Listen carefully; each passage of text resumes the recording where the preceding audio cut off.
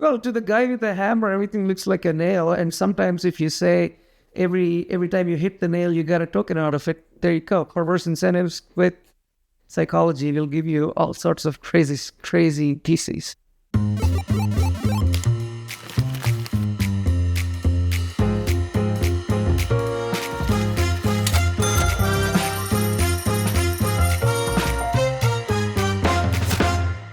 Thanks and welcome to another episode of Money in the Bank with Frank. Today we have a great guest, Dr. Chandra Duggirala. He's running a new company called Tide Network. Well, maybe not so new, but I do appreciate the opportunity to talk to you about what your testimony is and what you have been working on since your last exit. Thank you very much for having me, Frank. It's a pleasure to be with you. Chandra, give me your testimony. Tell me about how you got where you are, and then tell me about why you decided this was a solution you wanted to pursue. Great question. So I'll start with my background. I'm actually a doctor by training, went to medical school, and then I was actually in an academic track doing my PhD in biophysics and bioinformatics, and wanted to be an academic, stay in that lane, just forget about the rest of the world. Found out that I was much more interested in things that affect the real world and at scale. So I basically dropped that, moved to Silicon Valley, and have been in startups for about 12 years now. This is my fourth startup. First one was a medtech startup. Second one, third were like software companies. And after my last exit, I was basically sitting down with in a co-working space that we still had with my co-founder, and kind of took a 6 month sabbatical and said, you know what, we'll see what happens. We've had enough of this grind for enough time. We're going to take a little breather and see how it goes. Kind of have a very detached perspective on almost look at this. This is my broad perspective, and this is an advice to all the entrepreneurs that are listening. Almost everything that you look at is broken. So a lot of people quickly jump into a rabbit hole thinking that because this is broken, it needs fixing. And that's the dilemma every entrepreneur faces, right? Almost everything you look at is broken. And that's the state of the world we live in. The question comes down to what is worth fixing? Is it worth your time, the effort, and is there going to be enough return on capital over a very long period of time? And can you do it sustainably? And can you sustain the variance and volatility that comes with being an entrepreneur? Everything from customer acquisition costs to your technical challenges, to your market risk, to everything, right? Like, can you stomach that for 10 years? That's the real hard question you need to ask yourself. And we didn't actually start on this with that question, though, although I'm telling everyone else this. We said, you know what, this Ethereum and these ICOs are interesting, and so you should invest. That was the what my co-founder told me. And I said, well, what the hell is this thing? I mean, I have background in Bitcoin. I mined a little bit, but way back in 2011. Never thought I would actually do any business related to Bitcoin, because I was pretty sure that the government is actively trying to kill it, or would, if they really understood what it is meant to do and what it was. So I stayed away from it, only interested from a philosophical perspective. In 2017, 2018, when all of these, hey, I'm going to put your driver's license on a blockchain, give me an ICO money kind of things were going on, I got to know a lot of the teams that are building these bridges to nowhere.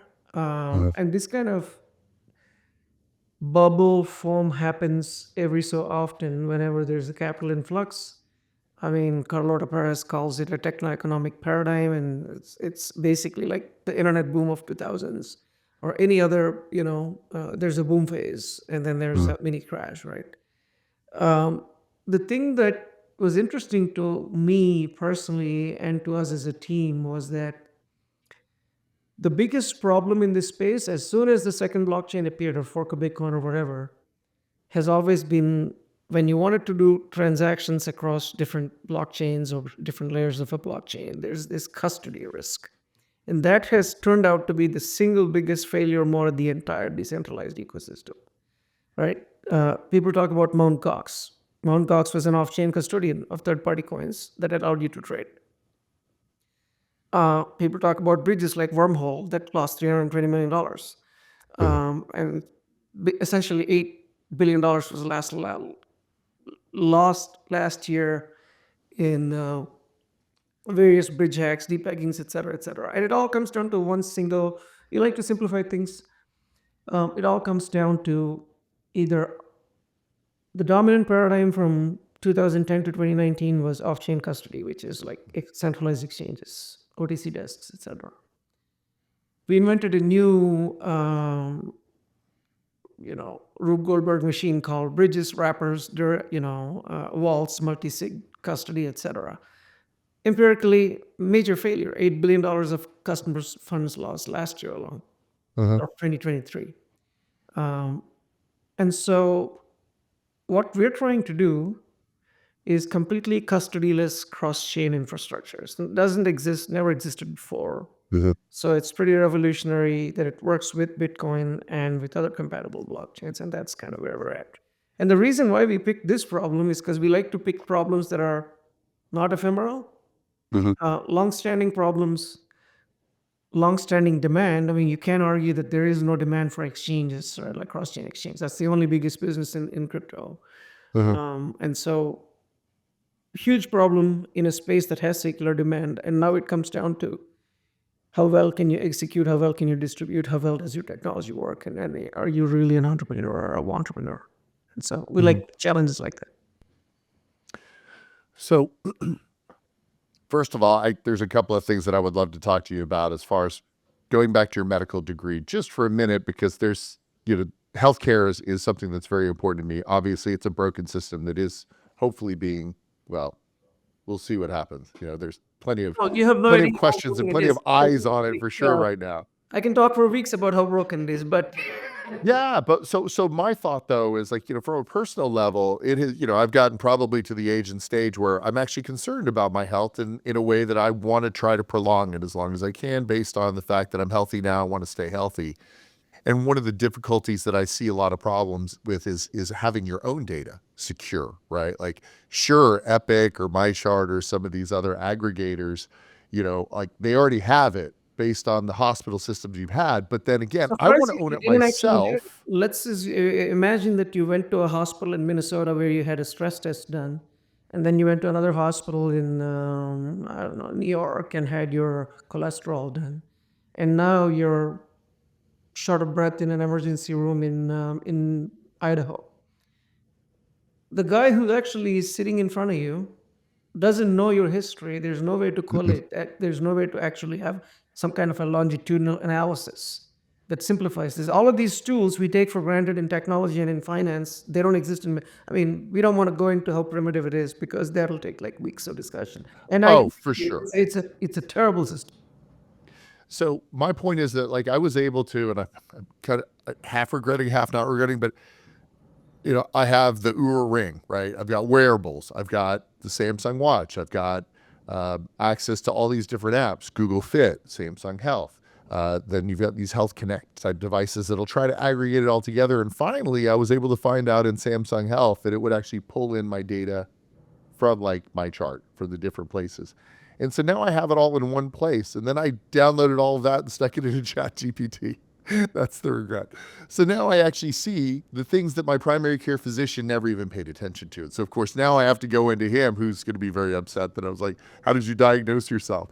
But it's worth it a little. And I kind of feel like, why isn't that already on chain? Because that's something that me as a person want to have for myself, and I don't want anyone else to have that. That's a very good question. I don't think it necessarily has anything to do with the blockchain. So the way you would want to secure this, because blockchains are built for transactions, and here we're talking about having private vaults, right? Private vaults that only Right. you and whoever you can give access to, your primary care doctor, whoever sees you in the ER, the surgeon that's going to be operating on you. It's an access control of a private vault, which doesn't necessarily need to be on chain. It does need to be distributed and accessible, but that's a different thing. So I would actually, I know every single day there's a project that's coming out that's trying to put something on chain and kind of, entangle it with the blockchain and put a token on it. I'm completely against that. So Okay. you need to think from first principles. What is the use case? What's the best and simplest way to solve this thing? And do you really want to hamper this thing by using a blockchain for the purpose that it was a technology invented for one thing and maybe a few things, but it's not the right thing for everything else. You're the first person that's, Web3 tech enabled that actually has said that. Everybody else that I talk to says that no, no, no, you want everything. This is the newest, best, and brightest, greatest. Yeah, because If you're I'm not doing, chasing you the should. hype trains. I mean, I don't want to step on a hype train that's actually heading into the abyss. I mean, there are a lot of people that are willing to compromise first principles thinking or for financial reasons, whatever, yeah, we don't do that. And I appreciate that. And I agree. You probably want to make it as easy as possible for the people to use it, because not everybody's going Because to the be able end to goal is understand not how the to do that. blockchain. The end goal is for you to actually have the best possible care possible with all of your data in one place. That's great. That's great. So, what is a use case? Would it be like a bank that wants to do, transactions between, So for the global decentralized transactions? for portal you're asking Yeah. about. Okay. So it's very simple. It's right now, most of the liquidity, most of the transactions, most of the control is in the hands of centralized exchanges. And there are a few reasons for that. Once you transfer your coins, so we define a centralized exchange in three instances, right? Give me your coins, trade with other people, which basically means that my interface will show your balance. It doesn't have any source of truth or any validity to it other than the centralized exchange telling you, yes, you own this X because it's an entry in the database. And when you're done with that process, give me back my money. The first two things work. The third thing is where the problem arises, right?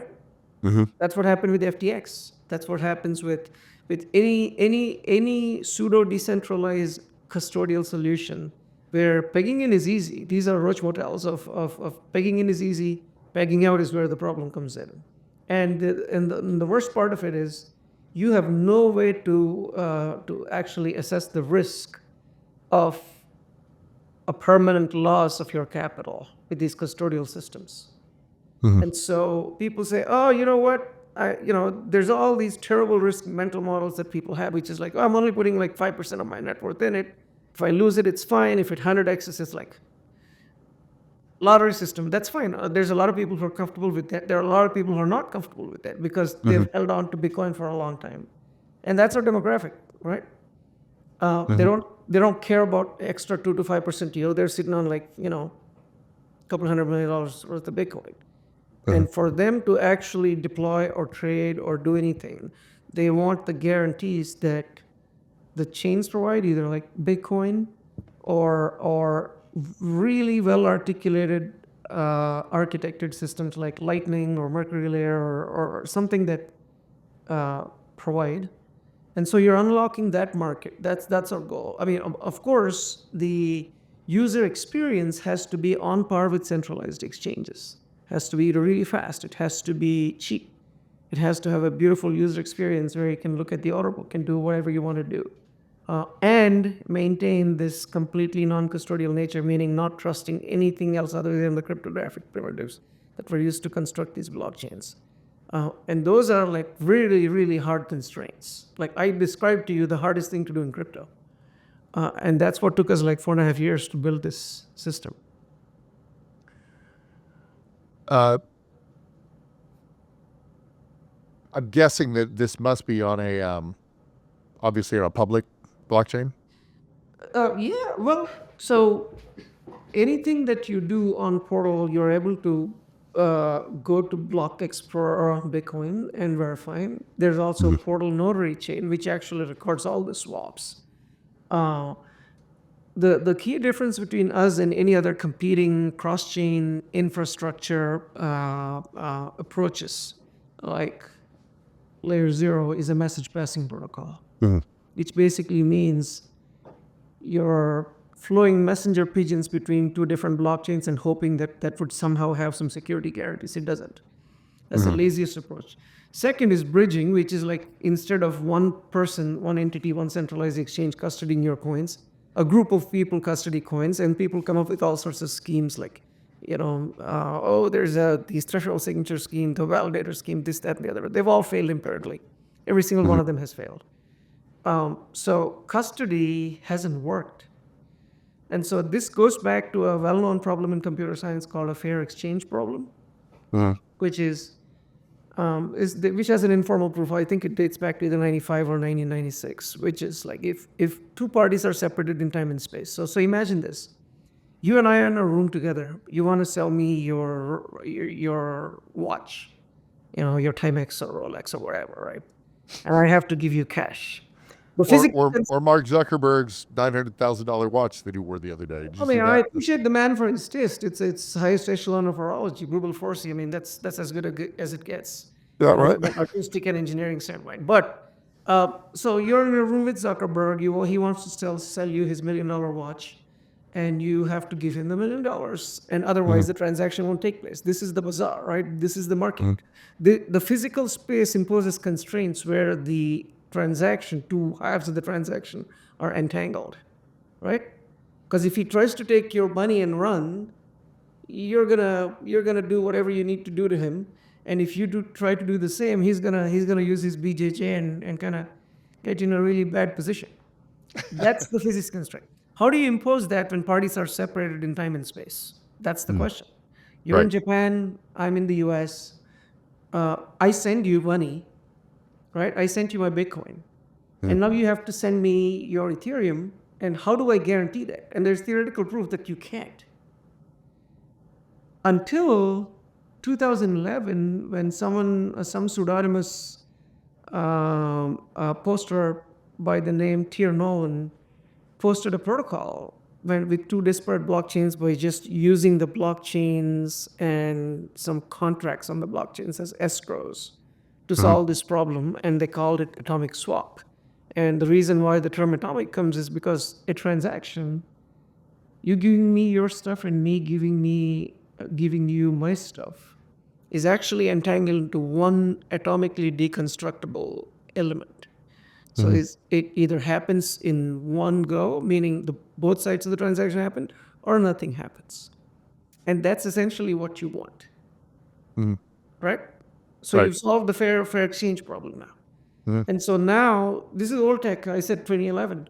Why did it take like this long for someone to actually make it consumer grade? Because it's very expensive to do. It's very slow to do.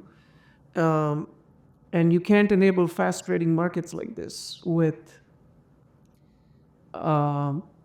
something that is impractical, and can't be implemented to a consumer grade product. So So talking about the consumer grade product, obviously you're talking about something that is, I mean, you're one of the better solutions for it. So you could charge whatever you want. What are the gas fees like? What are the, since it's consumer, and obviously these are for higher end, I'm guessing, trades as opposed to swaps. The initial consumer demographic is, yes, hodlers, whales, institutions that sit on large amounts of stuff and don't want to risk it for sake of, when you look at the risk profile of crypto user, retail is at the lowest end, right? Like they take high risk. The people with more and more capital who actually held it for longer have a much lower or higher risk, lower risk threshold. So that's kind of how we segment the market. And for them, surprisingly, in our system, because it is actually, I mean, I'm sure you're familiar with Lightning. Yeah. Right? Lightning is completely non-custodial, other than the two parties involved in a channel and the guys who are routing the payments through. The worst thing you can do is block payments. You can't steal anybody's money, the way the protocol is implemented, right? The only constraints with it is not cross-chain, because once you construct these payment channels cross-chain, then you get into Right. these free option problems and lock-up griefing, et cetera, et cetera. The second constraint that Lightning has is that for every two parties to be able to have these channels, let's say you solve the first two problems, you would still have one-to-one channels only. For every two parties, you have to create an on-chain transaction, the channel opening, right? Mhm. And in a cooperative case, a channel closing, or two in a non-cooperative case. And so and that's very expensive. Mhm. Our solution uses something called a channel factory, which is a breakthrough off-chain scaling solution for Bitcoin, invented by Christian Decker, who is a researcher at Blockstream.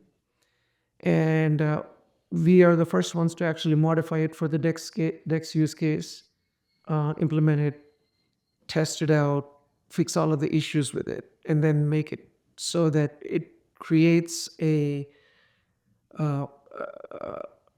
an AMM amenable DEX on the Bitcoin L1, corresponding smart contracts on all supported chains, L1s or L2s.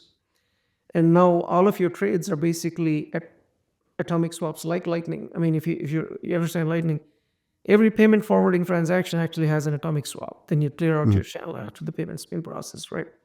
Mhm. Kind of how it works between the liquidity providers, the AMM, and the traders. So you get the speed. It's 96% more efficient than even Lightning Huh. in terms of fees, because you're compressing a whole bunch of end-to-end channels into off-chain transactions, not on-chain Right. openings. And then you can mix and match these channels. There's all these ways to close them, and only one ultimate transaction gets confirmed on chain every epoch. But just like Lightning, uh, you have the same finality guarantees. So it's super fast, much cheaper. Your question about what will the swap fees be? I mean, the validators will decide that. Markets actually price things based on value, not based on actually how much it costs. You know this well. Mhm. Super interesting. I love that. Like, so what is the total addressable market for your services? I mean, you said obviously whales, hodlers, and we know that there are plenty of those people out there. I'll I give have you a fun numbers. story. Yeah, Right. yeah. I'll give you actual numbers. The DEX volume is about $250 billion a month, transaction volume right now. And that's nothing, because the centralized exchanges do in excess of a trillion, Mhm. right? 900 billion per day. I mean, if even if you discount the wash transactions and all the shenanigans that go on, then you're talking $500 billion of transactions per day.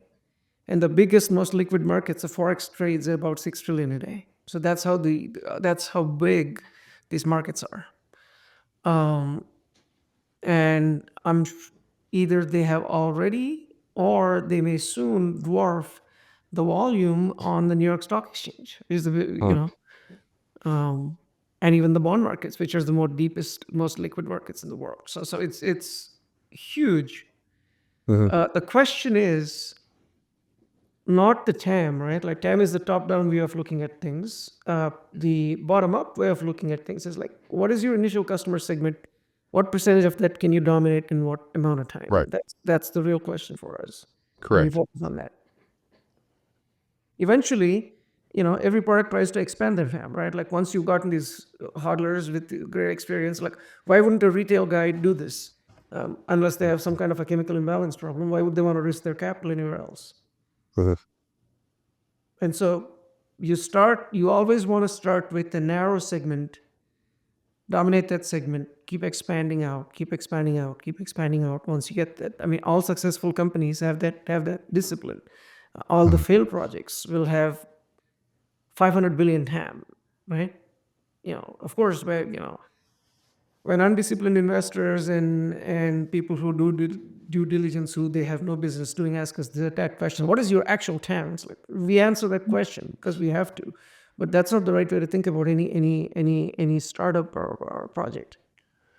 So from there, do you see your solution, if we call it that, for a specific problem Yeah, as a right now, suite? like so Do you Bitcoin. see it as something that's going to be integrated into a suite of products, or do you think that it's a good standalone type That's of a great solution? question. So we've developed the infrastructure. Usually, you have infrastructure developers, then you have the middleware developers, then you have the application layer, all that stuff. So what we've done is not want it to be like, hey, we created an L1.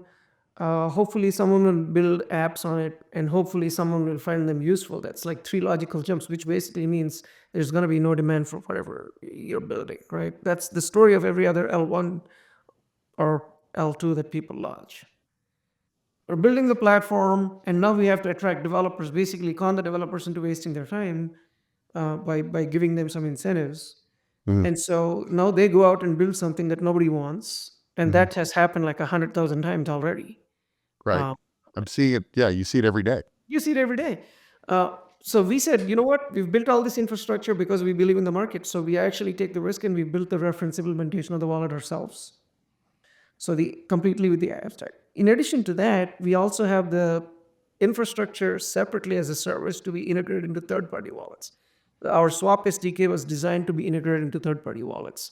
Our liquidity router is designed to be basically integrated into to integrate these multi-chain AMM into more chains. So right now we support Ethereum, ETH2s, EVM, Solana. Eventually, more compatible chains will be supported. That's so we have the infrastructure. If you go to our portal to bitcoin.com, you'll see infrastructure separately, and Mhm. then you'll have actually products that we build. And people have this legitimate question about like, why are you doing both? You have to do both. You have no choice. Unless you understand the end user demand, your infrastructure is going to be, you built it because you wanted to put a token on it, Mhm. right? How would you test Right. end user demand unless you actually own the app stack? Mhm. Mhm. How will it integrate in the future, scalable wise? Like right now, you're working with people that are actually pretty tech savvy, obviously, because they have an incentive to be. But if you're working on it as it scales, as it grows outside Yeah. of the, So Swaps SDK was designed to be easily integrated into wallets, right? Like right now, all the multi-currency wallets use bridges under the hood. So we are working with some of the top wallets. We're working with aggregators Mhm. who it's a whole other business where they actually take all sorts of things with various risk profiles and give it to you via one API, which basically means nobody understands the risk of any of these things. So um, but we're getting great distribution for a while. I mean, we already have like 450,000 downloads of our own reference. See, initially when it came out, we didn't want to scare the other third-party wallet companies by saying we're Mhm. competing with you. So we said Yeah, this is a reference implementation. It's going to have the best UX, best design, best iteration. So we've done like 22 iteration cycles in the last 6 weeks, just to tell you how fast things move here, right? On at least the product side of things. Engineering takes a lot of time, uh, sure. but product and marketing is super fast. So our public testnet has been live for December 9th to now, like which is 5 weeks roughly. Yeah, yeah. Um, 450,000 downloads, 150,000 daily active users. And so we've basically tested it to the point where the testnets, the public testnets, Sepolion, ETH, and Mutinynet actually both broke. Mhm. And so we have what we had to do is fork Mutiny and run our own Bitcoin signet and run the entire stack, including the channel management, LSP, all of that stuff, mining, all of that stuff we run internally as our infrastructure now. And Sepolia gas fees, every time we have a flux of users, we've actually throttled user acquisition and user activity. See, this is contrary to everything that a traditional Web2 startup will tell you. Ramp up as fast as you can, right? But because of the constraints of these public infrastructure, we're Right, throttling it down. Um, and these problems all go away once we go to mainnet because, hey, fees will take care of it. These are fee markets. right, right. Yeah, equalizer. Yeah. So how do you see how are people or how do you see the integration moving forward from here once you get onto the off the test net? We have a long list of partners. We evaluate partnerships based on how valuable the product is, right? Does it actually have a growing user base? Otherwise, it's a waste of everybody's time to integrate it, right? If your wallet has a lot of user base and you have a way to keep them engaged, we make it super easy. Our Swap SDK integration takes at best like, a few days to top like 5 days. Mhm. So your dev time is minimized. You get all of the benefits of whatever you're getting in our wallet. Mhm. The L1, L2 integration, the liquidity router is a little bit more involved process, but these are big organizations. I mean, we don't care about like the long tail of chains with no usage. The big ones, Ethereum, some ETH2s, Solana, Aptos, etc. They have huge user bases and they have the resources, and it'll probably take like a week or two to get the contracts integrated on compatible chains. So that's the way we look at it. But if you look at Torchain, which is the closest competitor, whatever you want to call it, Yeah. severely flawed system, custodial. They have validators custodying. They got hacked 3 times in a month. Still makes money, like 60 to 100 million in liquidity fees per year, despite all of the flaws. And it takes 84 minutes to complete a BTC to ETH swap. And we have this fun video where, in our case, it takes 62 seconds on average. If you exclude the fee congestions and all that stuff, those are just specific to testnet problems. So you're getting 8,300% more, and you're paying more, and still people use it while taking custody risk. So anytime you want to bring a product to market, it at least be 10 times better, right? Like that's the threshold that everybody in Silicon Valley abides by. It better be 10x better. So you have to map out your distribution strategy and your product strategy all backwards from the end user benefits. And so if you're that superior, I mean, we don't really care about, is it February or March? Doesn't matter.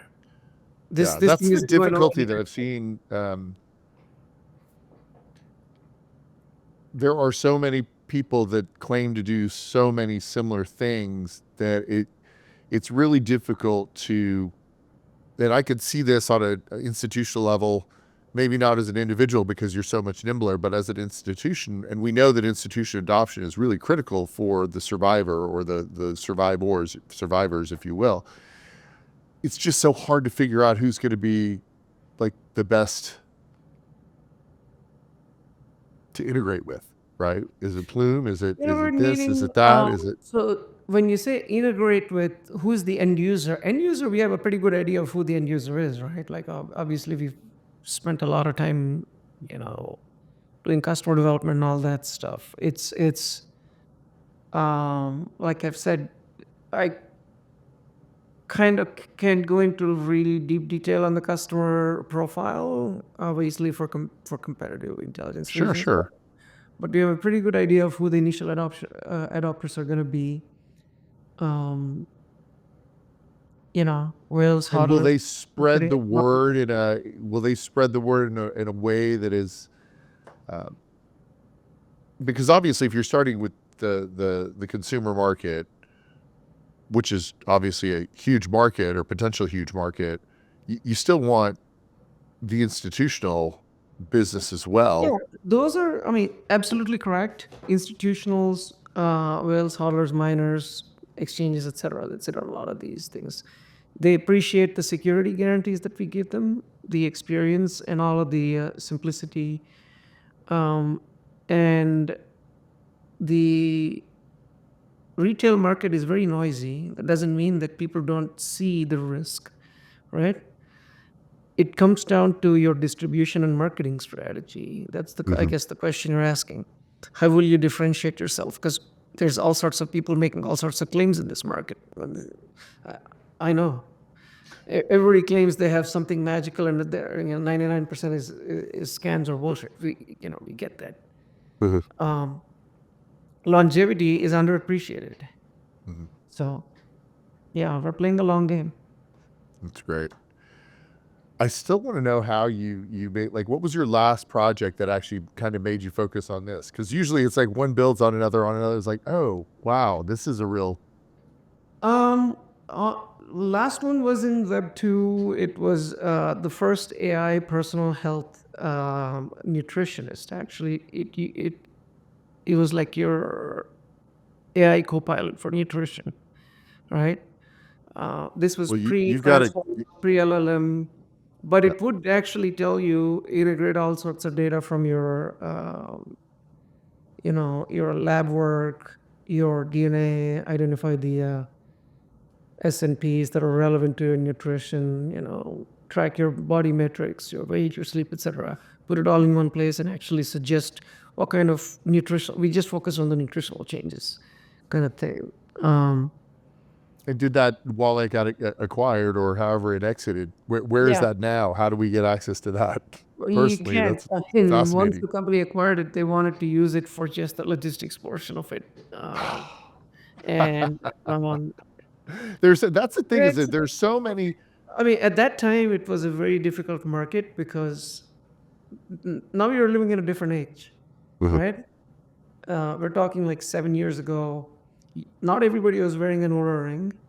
Apple Watch didn't track many of your stuff. Um, the adoption of like DNA sequencing wasn't that great. Mhm. 95% of people had no idea they actually had API access to the big two lab providers, LabCorp and Quest. Um, and trying to combine your medical records with that, good luck. Wow. So I asked the right question earlier to the right person. So you like, yeah, that's great. And then, so then my guess is, from there, you moved. You said you had like 6 months, and you spent some reflection time, and you decided you wanted to land on this project. How did that come about? And then, yeah. I mean, simple, right? It's the same process. Like what are the real problems that people face? Are they going to stay 5 years from now or 3 years from now? Mhm. And is it worth spending all of the time and research developing the solution? Mhm. And every day you wake up with, is the end user demand going to be there? You have to, no matter, even if you're better on other dimensions, you still have to always have in mind whether the end user demand is going to be there. And I see no sign. Every single time an exchange goes down, we used to tweet about it. Every time a bridge was broken or like, a peg is broken, we used to tweet about it. Now we got tired of it because it happens so frequently. We don't even care. Everybody knows this. Yeah. And that's great for us. Huh. Huh. As the problem's amplifying, all we need to do is put our solution there as a little bomb. Mhm. Yeah. So it's not just good enough. Hopefully it'll be good. It's better than good. One of the things that makes part of this really important, and you can kind of go a little further into it, is the medium of exchange, the stable coin, and the stable coin concept. Could you talk a little bit about that? Sure. So stable coins are digital representations of the fiat that we use, right? Um, they reduce the friction because they run on blockchain rails. You don't have a lot of these limitations like opening a bank account, KYC, this, that, paperwork, and ACHs and wire transfers. So they simplify commerce. They do a lot of things that you want to do more efficient. The question is, how stable is it? And that depends on, is the fiat representation actually backed by full collateral, and is it frictionlessly, meaning with minimal transaction costs, redeemable at all times? That's the perfect way to build a stable coin. Anybody Uh-huh. who's selling you an algorithmic stable coin, and I told the basis guys this like before they started their project, it's never going to work. I actually wrote about this. There's a Medium article. It's like, why stable coins, algorithmic stable coins will never work. Not just that this version can't work, the concept itself doesn't work. All right? Because there is no risk model that is perfect. And if you don't have full transparency and redeemability with minimal transaction costs, it's a risk waiting to happen. And this is the classic case of catastrophic tail risks. For as long as it's working, it works. The stable coins that actually say you have no rights to redemption, you should be very careful about. And Mhm. so, I don't even hold, uh, unless it is fully collateralized back redeemable at all times. So if the government wants to get any ideas about how to regulate stablecoins, that's the one thing they should do. And they're actually creating something of value, right? Have 100% or whatever, 105% in the bank, because extra Right. collateral. So this goes back to that kind of the USDC and the Tether, Ripple, and then all these different stable coins that theoretically have 100%. If But they then have it, again, are they? But the risk profile is different, right? yeah, Like yeah, yeah, you might yeah. So have 30-year treasuries versus 90-day treasuries. there you go. The duration mismatch is what takes away all the. Look, we've talked about this, but I'm sitting on a, let's say, 20-year treasury, right? And I have a coupon rate. Yields go up, my the value of my bonds crashes. And now 100% of my users want to redeem. How much do you think they're going to get? Where is the stability coming from? And don't tell me about like all of our beautiful risk modelers from this and that. It's like, I don't want to hear that bullshit, right? It's all Tell that bullshit. to First Republic Bank, right? And everybody else as well. I mean, Silicon Valley Yeah. Bank, and I mean, that problem will always exist. That's what has taken down a lot of these banks and all of these is uncollateralized things. And anytime you have a fractional reserve kind of a system, unless you have the lender of last resort backing you, right? Like you're an actual bank with a bank charter in the United States, and now you can have like you don't even have a reserve ratio right now.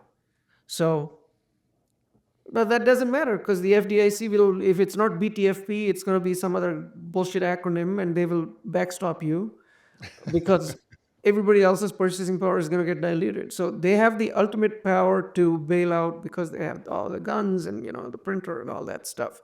Mhm. That doesn't Mhm. work in crypto. So unless it's fully collateralized, sitting somewhere, redeemable at all times, you shouldn't 100% trust. That's just Brilliant. Yeah. yeah, Yeah. So for again, as you say, the situationally from time to time in a spot transaction, crypto trade or crypto transfers, solid technology. But if you're actually owning it as an asset, make sure that you own the asset and you manage the duration risk in that yeah. coin I mean, I token. think stable coins are a wonderful innovation if as long as they're fully collateralized and redeemable. Those are the only two conditions you should ask for, and that's good. It's great. So talking about crypto adoption more broadly, what are your thoughts from the new presidency and where you think that the goods, the bads, the uglies? I don't know. I mean, I'm not super well versed on all of the plans and the laws and the bills that they have, but I know that it's going to be more predictable and better than the last one.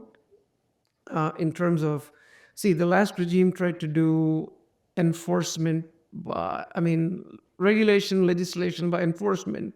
Yep. Crypto debanking. There's all sorts of nefarious things that they tried to do, and sometimes succeeded, sometimes failed. Right? It's Mhm. very political. I don't think that's going to happen anymore. But you really can't make these statements because it all comes down to like the specifics, and Mhm. I really don't know the specifics of the bills that they're bringing, how much attention. I mean, one little anecdote I can give you is um, I was talking to someone from the Chamber of Digital Commerce, and they said, "Look, do you know that the commodities, Bitcoin, regulation or crypto regulation actually falls under the Agricultural Committee? And do you think they have higher priorities than focusing on crypto?" Mhm. And so I was like, oh, yeah, obviously. So I do know that for this administration, Bitcoin is a high priority. We love that. We still want to make sure that you don't lump in Bitcoin with all the other Web3 scams that pop up and meme coins that pop up every day. Mhm. You want to make sure that you really know what you're doing. You have clarity on these things. Mhm. Don't just drink the Kool-Aid, which is copiously available in Web3. Right. I appreciate that. I mean, it's really important to understand that there are a lot of great use cases. Like I know that financial services absolutely wants redundancy and proof, right? We want as a person, I know that if I want to pay anybody for a good or a service, I want to make sure that it gets to that person. There's a fair change in exchange, right? And as you said, when you're not in the same space and place, you have to trust that that money is going to be there on the other side, right? Yeah, how hard is So, it to do a hundred and lane wire cross country? Think about yeah, it. How long does it take you? Paperwork, yeah, approvals, KYCs, yeah. this, that, and the other. They're And very the blockchain is, it's, and as we know, the decentralized nature of it, and the security is unparalleled for the technology. Maybe not the wallet side, right? But the technology is there for a couple. For me, I think that Bitcoin, the best part about Bitcoin is that there is no one turning it on or off. And that makes it it just different than works. I every mean, other one. we've realized initially that it was going to be the money thing, which it will be eventually, hopefully. But global seamlessness in commerce is there's no other way you can transfer $500 million from Cyprus to I don't know, Japan, and in 2 hours just have it, Hmm. except under the Bitcoin blockchain. Hmm. It's crazy. Yeah. Yeah. So I know that there's an absolute use case. The best use case for it is obviously tracking anything, right? I still think that it's fantastic for, manufacturing concern that has, high end, really expensive stuff to be able to track where it goes and where it's dropped off and checked in and checked out. So tracking and security, fundamental things like that, I really like the blockchain for. So we know there's a use case for it. And then how do you A lot of monetize people projects to have do tried those? this. The supply chain tracking use case, a lot of projects have tried it. The real hurdle there is not that theoretically it doesn't work. It makes a lot of sense. The real hurdle there is like if you look at any company with a complex supply chain, they all use ERP, right? Like from SAP or wherever. And they have tremendous lock-ins. These companies have built up tremendous lock-ins over a long period of time. Anybody who doesn't have that system, you can't be an Apple supplier, right? Uh, Mhm. so stuff like that, it's Yeah. great. Maybe over a very long period of time, it will happen naturally. These openly trackable systems, with signatures at every point, et cetera, et cetera. But as of now, it to me, this is my personal opinion, and I'd love to be Sure. wrong, is that it's too early. Yeah. It's hard to change especially with something, as you said, that's relatively newer technology as well. And it's hard to change an industry that's actually doing well. Right. Yeah, Um, I mean, and Hence it's the and same it's very problems. efficient. It works. I mean, um, rare earth minerals from Africa go into a manufacturing thing in Taiwan, and there out comes a chip in the Bay Area. How magical is that? It's fantastic. It's wonderful. Yeah. So So maybe that's not an addressable market. I don't know. Maybe it is. Maybe there are still benefits. I'm not an expert in that. I know there are projects that have tried it, and they went nowhere. But that doesn't mean that a new approach can't tip over the market. I In just the don't know. future. Sure. For sure. That's great. I mean, got so much. I know that we had this conversation with literally no beginning and no end in mind. I'd love to talk to you again in the future now that I've actually got a better idea, and once I am able to actually play around on the test net, and really get a better understanding for what the technology is. I Oh, know you that can Sohail call me has enough to here. work with on what we're doing, but it's just, every time that I get on with somebody that's doing a different project, it's like I'm trying to find if you don't have a specificity in that technology, it's really difficult. So I'm sure we'll find.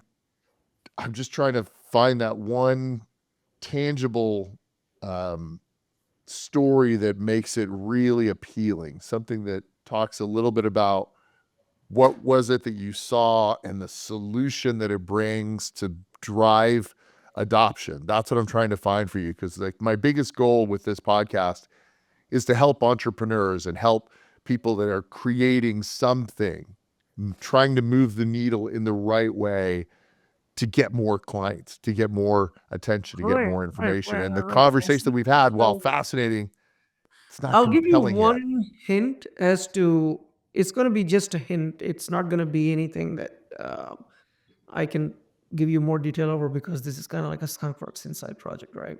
Yeah. Where are these people talk about real world assets all the time. We don't believe in that. We actually believe in virtual real world assets, which is basically digital native in-game goods, not Web3 games. That's a shit show, right? It's They're you create. brutal. They're brutal. Web3 games, they're so Yeah, basic, it's brutal. basically, you discard the entire art and science of building a successful game that companies have learned for over 3, 4, 5 decades, and now you're going to create this stupid game with coin incentives and hope that it's going to go somewhere. The experience sucks. You have no business building a game. Um, that's different. But if you take existing Web2 game publishers that have huge, dedicated, determined user bases, and when you look at these people, they actually want to trade their in-game goods that they have acquired through skill and time and effort, and they have value independent of their tradability. And people have black markets where they trade them. And the same thing that I described to you about the atomic swapping of these things, you can do this with some layer to unlock that market. So we like markets that have real demand, real users, real problems. Exactly like I described, the custody problem is a huge problem.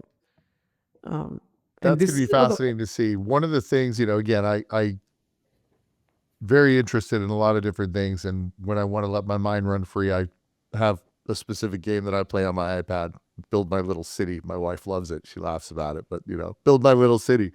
Uh, it is fascinating that like you spend a lot of time and a lot of parents spend a lot of money on these different games for their children, different skins, different things. And if you look at Ready Player One like idea, it's like, why wouldn't I want to trade this thing that I have two of for and it's impossible to get for something else, and so I always thought there should be interoperability. If you go to Discord servers, there are bots that'll promise that they will not rug pull you. And there are third parties that want to try to custody these things, and they rug pull kids all the time. This is something that I know for sure because we've done the research on this. And if you can create a trust minimized system for people to freely trade accounts or in-game goods or whatever, you don't need the publisher's permission. You're taking existing user base with committed, dedicated, massive user bases, and that's how you unlock value. You unlock a market that is suffering, right? Yeah.